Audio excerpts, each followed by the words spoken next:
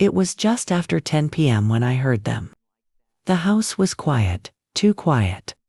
Except for the faint murmur of voices coming from the kitchen. I had just finished saying my evening prayers and was heading to my room when I caught my daughter-in-law's voice. Sharp and hushed, cutting through the silence like a knife. "She won't survive this week," she whispered. At first, I froze. I thought I had misheard. But then my son's voice joined hers, low, tense, almost agreeing. "Just make sure no one suspects anything," he muttered. My heart stopped. My own son.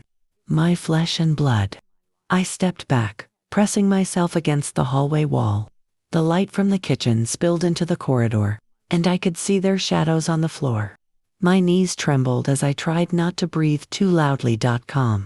They were talking about me. I just knew it. Every hair on my neck stood up. My mind was racing. What did they mean? She won't survive this week. Was it just a figure of speech? A cruel joke? Or something much darker? I stayed perfectly still, straining to hear.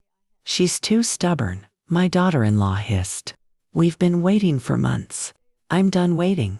We can't rush this," my son said. "If anyone suspects—" "No one will suspect anything," she interrupted. "We'll make it look natural. Just trust me." I covered my mouth to stop myself from gasping. Something in my chest twisted, a mix of heartbreak and fear.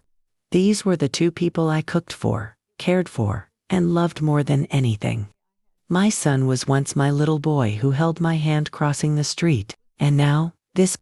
I slowly backed away, step by step, until I was safely in my room. My heart was pounding so hard it felt like the walls could hear it. I sat on the edge of my bed, staring at the floor. They wanted me gone. Not just out of the house. Not just sent away. Gone. I couldn't sleep that night. Every creak of the house, every sound of the wind outside made me jump. I kept replaying their words over and over in my head. "She won't survive this week." By sunrise, I had made up my mind. If they wanted me gone, they had no idea who they were dealing with. As I sat there in the early morning light, staring at the pale curtains of my bedroom, my mind traveled back to how this all started. It wasn't always this way. No, there was a time when this house was full of laughter. When my son would come home from school and tell me every little thing about his day. I raised him alone after his father passed away when he was just 9. We didn't have much, but we had each other. I worked 2 jobs just to put food on the table and send him to a good school. Every pair of shoes he wore, every meal he ate, was bought with my blood, sweat, and tears. So imagine my pride the day he introduced me to her. Her name was Sarah. She was polite, sweet even. She would bring me flowers every Sunday and offer to help in the kitchen. For a while, I thought, finally, my son has someone who loves him as much as I do. But things changed after the wedding. Little by little, Sarah stopped pretending. She started giving me orders in my own house, telling me how to cook, how to clean, even how to speak. At first, I brushed it off, thinking she was just adjusting to married life. Then came the insults. It started with small things. "You're too slow in the kitchen. You never do the laundry right. No wonder your husband left you with nothing." That last one cut deep. My son never said anything to defend me. Instead, he'd sit there silently, avoiding my eyes, as though agreeing with her. And then came the money. Sarah began insisting that the house, my house, should be in both their names. She said it would be more secure for the future. I refused.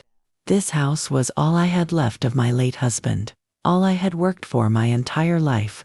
From that day on, their attitude toward me hardened. Meals became tense. Conversations became short. Some days, they wouldn't speak to me at all. And now I knew what their silence had been hiding all along. By the time the sun was fully up, I had made a decision. I would not sit and wait for whatever they were planning. I would not let them take my life from me. If Sarah thought I was weak, if my son thought I was in the way, they were both about to learn that I was far stronger than they imagined. I quietly went to the kitchen while they were still sleeping. The house was filled with the warm smell of coffee brewing, something Sarah loved every morning. I glanced at the mugs on the counter, and a dark thought crossed my mind. But no, not yet. I needed a plan. So I went back to my room, locked the door, and made a list. Everything I owned, every document, every piece of jewelry, every savings account I still had in my name.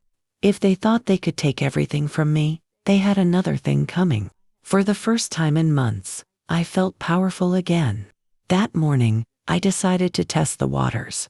I moved around the kitchen, deliberately making a little noise to wake them. Soon, I heard their bedroom door creak open. Sarah walked in first, her hair still messy, but her expression already sharp. "Morning," I said, my voice calm, almost cheerful. She just nodded, not even glancing at me, and reached for the coffee pot. My son followed, rubbing his eyes. "Morning, Mom." I noticed he didn't look me in the eye. That told me everything. As they sat down, I brought their cups of coffee to the table. I stood for a moment, watching them sip, and then said softly, "You two were talking very late last night. I could hear you from my room." Sarah froze mid-sip. My son glanced at her before forcing a laugh. "Oh, you must have been dreaming, Mom." Sarah froze mid-sip. My son glanced at her before forcing a laugh. "Oh, you must have been dreaming, Mom." But I kept my eyes on Sarah. She couldn't hide the flicker of fear that crossed her face. I smiled. Maybe I was. Or maybe I wasn't. And then I walked out of the kitchen, leaving them staring at each other. That was the first time I saw doubt in their eyes. For the rest of the day, I moved around the house quietly, pretending to clean, but really just listening. Every word they spoke seemed sharper, angrier. I heard my son's voice rise at one point, saying, "If she knows, we have to speed things up." And Sarah hissed back, "Not yet. We have to be careful." My stomach turned. That night, I made my move. While they were sleeping, I went to the cabinet where they kept their documents, their marriage certificate, insurance papers, even their bank statements. I found what I was looking for. Their signed requests to transfer the house title into both their names. I quietly took pictures of everything with my phone. Then I found something else, a small notebook in Sarah's handwriting. Inside, there were lists. Lists of my jewelry, my furniture, my savings. And next to some of them, I saw the word "sell" written in capital letters. My hands trembled. They weren't just talking about getting rid of me. They were planning to strip me of everything and throw me out with nothing. The next morning, I started to act. I called an old friend from church, a lawyer, and told her everything. She listened silently, then said, "Don't confront them yet. Gather more. If this ever goes to court, you'll need evidence that they were planning to harm you or take your property." So that's what I did. I hid my phone near their room whenever they were inside, recording everything. Within days, I had hours of audio, their voices discussing my will, my property, even what they'd do with the money once I was gone. It made my blood run cold, but it also gave me strength. The next confrontation came unexpectedly. I was folding clothes in the living room when Sarah stormed in, her face red. "Did you go through our things?" I looked up slowly. "Why would I do that?" She glared at me, searching my face, then turned and walked away without another word.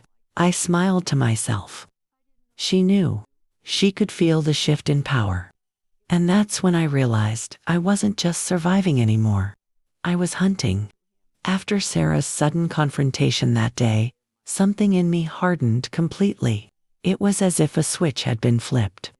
I was done being the frightened old woman in the corner of her own home. That night, I barely slept. I lay in bed, staring at the ceiling, my mind running like a machine. Every insult, every cruel word, every look of contempt they had given me replayed in my head like a film reel. And then came the moment that had started it all. That awful night when I heard Sarah whisper, "She won't survive this week." Those words echoed in my skull until my fists clenched under the blanket. No more. The next morning, I put my plan into motion. I woke up earlier than usual, cooked breakfast for everyone as though nothing had happened, and smiled when they came to the kitchen. The act of pretending of being gentle and harmless gave me an odd thrill. I wanted them to believe that I was still weak. That would make what was coming next even sweeter. After breakfast, I went into town. I visited the bank and quietly moved what was left of my savings into a separate account, one that only I controlled. I withdrew a little cash too, just enough to make sure I could survive even if things went terribly wrong. Then I went to the lawyer again. She looked at the photos and recordings I had gathered and nodded slowly. "This is good," she said. "This is more than enough to prove intent if you ever need to take legal action." But I wasn't thinking of courts anymore. I was thinking of justice. When I returned home, I found Sarah in the living room, talking on the phone. She quickly hung up when she saw me. "Who was that?" I asked. "No one you need to know," she said coldly. I just smiled, as though her attitude didn't sting. But later that night, I checked the phone bill. The number she called was listed under a local real estate agent. My heart skipped. They weren't just planning. They were already taking steps to sell my house. That evening, I sat in my chair by the window, staring out at the front yard, where I had planted flowers with my late husband decades ago. My chest felt tight. This house wasn't just a building. It was my life, and I was not about to let them steal it while I was still breathing. Over the next few days, I became a shadow in my own home. I watched, I listened, I waited. I noticed how Sarah would whisper to my son late at night, pointing toward my room. I noticed how my son avoided me even more, leaving early for work, coming home late, as though he couldn't stand to look at me. But I also noticed the paperwork piling up on their desk. Letters from the real estate agent, contracts, appraisals. They were close to close. One night, I took a step I had been hesitant about until now. I went into their room while they were out and opened the bottom drawer of their dresser. Inside, I found a folder labeled with my name. Inside that folder was everything.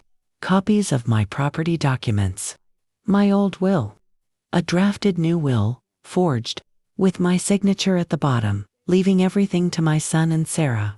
For a moment, my hands shook with rage so badly that I had to sit down. They weren't just trying to get rid of me. They were trying to erase me. That night, I stayed awake until dawn, going over every detail of my revenge. I would not shout. I would not cry.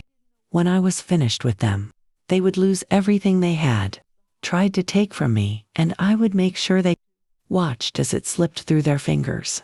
This will be the section where the audience starts to feel the payoff for all the slow burn tension, perfect for keeping them hooked until the very end.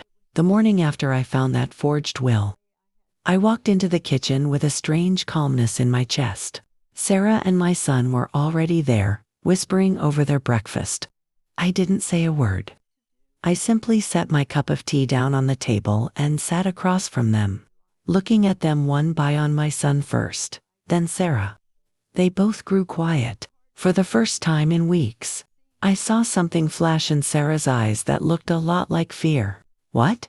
she snapped. I just smiled and took a sip of my tea. "Nothing. Just wondering what the two of you have been planning lately. You're awfully busy these days." My son opened his mouth, then closed it again. He looked like a boy caught with his hand in the cookie jar. I stood up slowly, letting the silence hang in the air, and said, "Be careful. Sometimes the walls in this house have ears." Then I walked out, leaving them frozen in place. That day, I called my lawyer again and told her to draw up a new will, one that left everything I owned to charity. Not a penny to my son, not a single spoon to Sarah. I also asked her to prepare documents that would legally protect my property from being sold without my consent.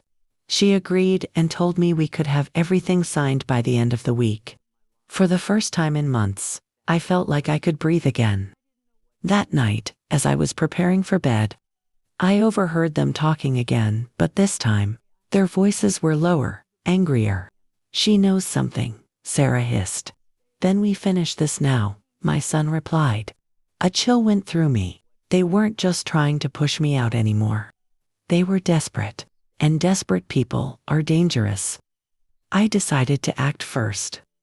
The next morning, I packed a small bag and hid it in the closet near the front door just in case I had to leave quickly. Then, I began putting my plan into motion. While Sarah was out shopping and my son was at work, I started recording video messages, one by one explaining everything that had been happening. I detailed the threats, the forged documents, the late-night conversations I had overheard. I saved all of them on a USB drive and hid it in the kitchen behind the flour container. If anything happened to me, I wanted the world to know who was responsible. Later that week, I went to the lawyer's office and signed the new documents. "It's done," she said, sliding the papers across the desk. When I left that office, I felt lighter. Even if Sarah and my son managed to get rid of me physically, they wouldn't get the house, the money, or my possessions. I had taken away the one thing they cared about most: control. That evening, I came home to find them both waiting in the living room. Sarah's face was pale. My son's jaw was clenched. "Where have you been?" he asked sharply. I set my purse down, took off my shawl, and said calmly, "Out, handling my business." Sarah crossed her arms. "We've decided it's time for you to move out." I laughed, a deep, bitter laugh that echoed through the room. "You think you can make me leave my own house?" My son stood up, his face red. "Mom, this is for your own good. You can't live here forever." I cut him off, my voice sharper than I'd intended. "This house is mine, and you will not take it from me." For the first time, he fell silent. They weren't just talking about getting rid of me. They were planning to strip me of everything and throw me out with nothing. The next morning, I started to act. I called an old friend from church, a lawyer, and told her everything. She listened silently, then said, "Don't confront them yet. Gather more. If this ever goes to court, you'll need evidence that they were planning to harm you or take your property." So that's what I did. I hid my phone near their room whenever they were inside, recording everything. Within days, I had hours of audio, their voices discussing my will, my property, even what they'd do with the money once I was gone. It made my blood run cold, but it also gave me strength. The next confrontation came unexpectedly. I was folding clothes in the living room when Sarah stormed in, her face red. "Did you go through our things?" I looked up slowly. "Why would I do that?" She glared at me, searching my face, then turned and walked away without another word. I smiled to myself. She knew. She could feel the shift in power. And that's when I realized I wasn't just surviving anymore. I was hunting. After Sarah's sudden confrontation that day, something in me hardened completely. It was as if a switch had been flipped. I was done being the frightened old woman in the corner of her own home. That night, I barely slept. I lay in bed, staring at the ceiling, my mind running like a machine. Every insult, every cruel word, every look of contempt they had given me replayed in my head like a film reel. And then came the moment that had started it all, that awful night, when I heard Sarah whisper, "She won't survive this week." Sarah glared at me, but there was something in her eyes that told me she knew I wasn't bluffing anymore. That night, I slept better than I had in months, because I knew the balance had shifted. I was no longer the weak one. They were, and soon, they were going to find out just how strong I really was. The next morning, I woke up with a strange sense of anticipation. It felt like the air in the house was charged, buzzing with invisible electricity. I made myself tea and sat by the window, watching the sunlight slowly spread across the living room floor. This was my house. These were my walls, my floors, my memories. And today, I was going to remind them of that fact. Sarah was the first one to come down the stairs. She barely looked at me as she poured herself coffee. "You're still here," she muttered under her breath. I didn't even look up. "Yes, and I will be here tomorrow. And the day after that. And every day after that." She stiffened, her hand gripping the coffee mug tighter. "Not for long," she said. I smiled to myself. "We'll see." Around noon, my son came home early from work.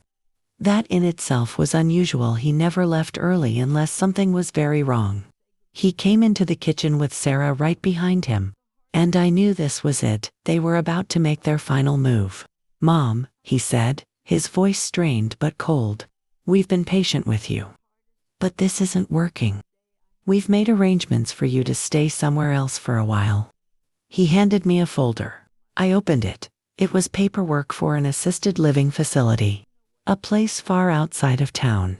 I looked up at him, and then at Sarah. "So this is it," I said quietly. "You think you can lock me away somewhere and take this house?" Sarah smiled a cruel, thin smile. "It's for your own good. You can't handle this place anymore." I stood up slowly and placed the folder on the table. "No," I said, my voice calm but steady. "It's for your good. Because you want me gone. But guess what? You failed." I reached into my bag and pulled out the USB drive I had prepared. "Do you know what this is?" I asked, holding it up. "Com." Sarah frowned. "No, and I don't care." I smiled. "You should. It contains everything: recordings of your late-night conversations, copies of the forged will you made, even proof of the threats you whispered outside my door." Their faces went pale. "You recorded us?" My son said, his voice shaking. "Yes," I said, because I knew no one would believe me otherwise. "And guess what? This isn't the only copy. I've sent backups to my lawyer, to my sister, even to a friend of mine at the local paper. If anything happens to me, anything at all of it will be made public." Sarah's hands were trembling now. "You're bluffing," she hissed. I leaned across the table, my voice low and deadly serious. "Try me." For a long, tense moment, no one moved. The kitchen was silent, except for the ticking of the clock on the wall. Finally, my son sat down, his shoulders slumped. "Mom," he said, his voice small now, "we didn't mean to hurt you." I laughed, a harsh, bitter laugh. "Didn't mean to hurt me. You locked me in my own basement. You tried to take my home. You plotted to throw me away like garbage. You knew exactly what you were doing." Sarah's eyes were darting around, searching for a way out of this situation, but there was none. I picked up the folder with the nursing home paperwork, tore it in half, and threw it in the trash. "I'm not going anywhere," I said. "But you too are." By the end of that week, I had changed the locks on the house.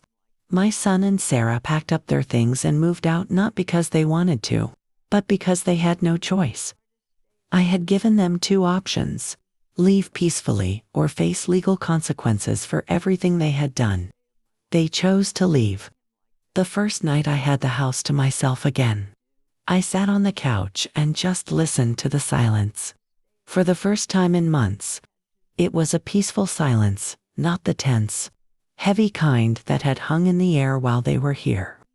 I brewed myself a cup of tea, opened the windows, and let the fresh air fill every corner of the room. This was my home again. And I was free. The next morning, I took the USB drive and locked it away in a safe. I didn't need revenge anymore, not the kind that would destroy their lives completely. Just taking back my home and my peace was enough. But I kept the evidence, just in case, because now I knew what they were capable of. And I would never let them get that close to destroying me again. The morning after they left, I woke up to the sound of birds chirping outside my window. For the first time in months, I didn't feel a knot in my stomach when I opened my eyes. I lay there for a long time, staring at the ceiling, letting the quiet wrap around me like a blanket. This house had felt like a prison just a week ago. Now, it felt like home again. I walked through every room slowly that morning, touching the walls, running my fingers over the furniture. Every corner seemed brighter, every shadow softer. The house was breathing again, or maybe I was. I went down into the basement one last time. Standing there, I remembered the fear I had felt when they locked me in. The pounding of my heart, the sound of the door clicking shut, the smell of dust and damp concrete. But now, standing in that same spot, I felt strong. I wasn't trapped anymore. I had survived. Later that day, my sister came over. She hugged me so tight I thought she might never let go. "You're safe now," she said softly. I nodded. Yes, but I'll never forget what happened. She sat with me in the living room while I made tea. I told her everything, every cruel word Sarah had said, every look of betrayal on my son's face, every moment I spent locked in that basement. When I finished, she just shook her head. "You were always the strong one," she said. "But I never knew you had this much fight in you." I smiled a little. Neither did I, but when you're backed into a corner, you find out exactly what you're made of. That evening, I sat on the porch and watched the sun go down. But here's the thing I realized. I couldn't control what my son or Sarah chose to do. I couldn't control their greed, their anger, their cruelty. But I could control what I did. I could control whether I let them win. And I didn't. In the following weeks, I made changes. I spoke to my lawyer and made sure my will was updated not to punish anyone, but to protect myself. I set up security cameras around the property. I even installed a new steel door for the basement, with a lock that only I could open. Not because I was a fry, but because I wanted to be prepared. A month later, I got a letter from my son. He apologized not just for what had happened, but for the way he had let Sarah control him, for forgetting who he was, for forgetting me. I cried when I read it. I didn't reply right away. Some wounds need time to heal before you can open the door again, but one day, maybe, I will. For now, I am living quietly, happily, in the home I built. Every morning, I drink tea by the window. Every evening, I sit on the porch and watch the sun go down. And every single day, I remind myself, I am not weak. I am not helpless. And I will never, ever let anyone take my peace from me again. This story is not just about revenge, it's about reclaiming my dignity, my strength, my voice. And if you're listening to this, maybe it's about yours too. Because no one, not even family, has the right to take away your freedom, your home, or your sense of worth. I ended up smiling that night before I went to bed. For the first time in months, I slept peacefully, no fear, no nightmares, just silence. Beautiful, healing silence.